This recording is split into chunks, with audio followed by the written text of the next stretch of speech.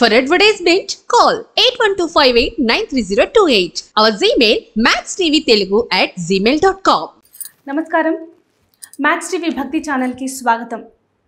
ఆధ్యాత్మిక పరంగా మనకుండే సందేహాలను వివరించడానికి ప్రస్తుతం స్టూడియోలో ఉన్నారు ప్రముఖ ఆధ్యాత్మికవేత్త డాక్టర్ వై రాజన్ నంబూద్రి గారు. మరి వారిని అడిగి వారి విషయాలు తెలుసుకుందాం.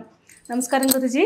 నమస్కారం అమ్మా. గురుగారు, ఈ నెల 19వ తారీఖున కామాద ఏకాదశి రోజు రాబోతుంది కదా, మరి ఏ విధంగా శ్రీ మహావిష్ణువుకి పూజ చేస్తే ఆయన అనుగ్రహం దొరుకుతుంది, అలాగే ఎటువంటి మంత్రం ఆ రోజు జపించాలి? తప్పకుండా అమ్మా. ముందుగా శ్రీ మహాగణపతి దేవతభ్యో నమః. చూసే వీక్షబంధులకి నమస్కారం. అందరికీ మంచి జరగాలి. ఈ ఏకాదశి రోజున కామదేవుని ఏకాదశి అంటారు. కామదేవుని అంటే ఏంటి? కామదేవుడు ఎలా ఉద్భవించారు దీనే ఎప్పుడైతే కూడా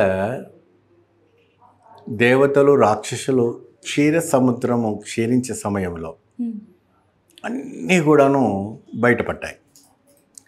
అందులో కామధేను కూడా బయటపడింది.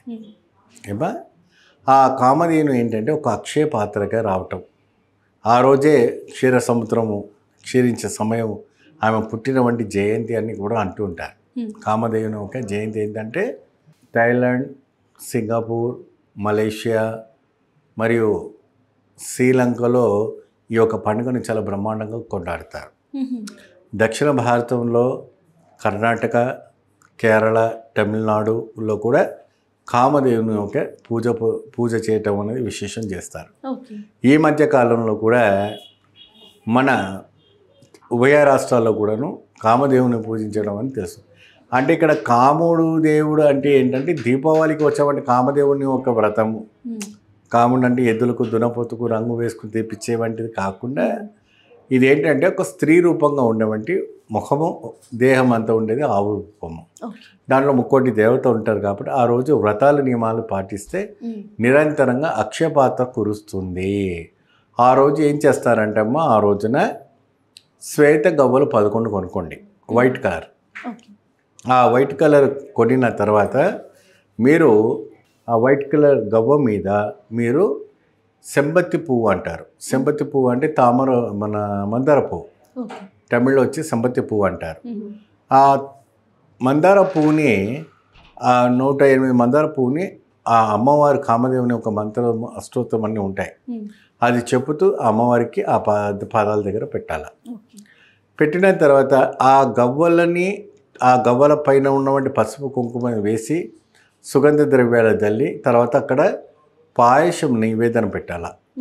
ఆవు పాయసంగా అంటే ఆవు నెయ్యితో తయారు చేసినటువంటి పాయసము, లేదంటే బెల్లంతో తయారు చేసినటువంటి పాయసము పెట్టి స్వామివారికి నివేదన చేస్తుంటే కామదేవుని ఒక ఆశీర్వచనం చేసుకుంటే ఇంటింటి పాటు కూడా ఎప్పుడు అక్షయపాత్రగా ఉండటం అనేది జరుగుతుంటాయి. ఇది ఎక్కువ శాతము చాలా వరకు కూడాను చాలా కట్టిక దరిద్రంలో ఉన్న వాళ్ళు కూడా ఇచ్చేస్తే ఆ దరిద్రం కూడా తొలగిపోయి నిరంతరంగా అక్షయపాత్రగా రావటం అనేది జరుగుతుంది. కామదేవుని ఒక పూజించడం వల్ల ఇదివరకు కూడా ఇతిహాస పురాణాల్లో కూడా తిరిగి వెనక చూసుకుంటే ఋషుల దగ్గర కూడాను ఆ రోజుల్లో మహర్షులకు అందరూ కూడా అన్నదానం ప్రసన్నం కావాలంటే ఒక పాత్ర పెడితే నిండుగా అన్నము, నిండుగా లడ్లు, నిండుగా సాంబార్, ఇలాగా రకరకాలుగా కామదేవుగా వచ్చేది.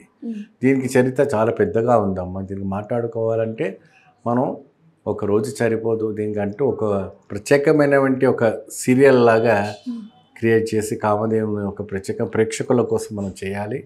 అది తప్పకుండా తెలియజేస్తాను. చిన్నగా మనం చెప్పితే కాదు, ఇది వీరి విశిష్ట చాలా పెద్దగా ఉంది. ఇప్పటి వరకు కూడాను మనం పాలు తాగుతున్నామంటే ఆ కామదేవుని ఒక అనుగ్రహంతోనే మనం తాగటం అని జరుగుతుంది. గురుగారు, ముఖ్యంగా ఆ రోజు మనం ఎటువంటి మంత్రాన్ని పఠించాలి? ముఖ్యంగా మీరు శ్రీమంత్రం కానీ ఓంకార మంత్రం కానీ జపిస్తే సరిపోతుందండి. చక్కమైనటువంటి మంత్రాలతో జపిస్తే నేను చెప్పినటువంటి గవ్వలతోని ఆ పుష్పాలు మందారం 108 సార్లు శ్రీమంత్రంతో ఓంకార మంత్రంతో పూజ చేసుకోండి, మంచి ఫలితం లభిస్తుంది. ధన్యవాదాలు గురుగారు. అంటే కామద ఏకాదశి విశిష్టత, అలాగే ఆ రోజు శ్రీ మహావిష్ణువుని ఏ విధంగా ఆరాధించాలో మాకు తెలియజేశారు. ధన్యవాదాలండి. నమస్తే.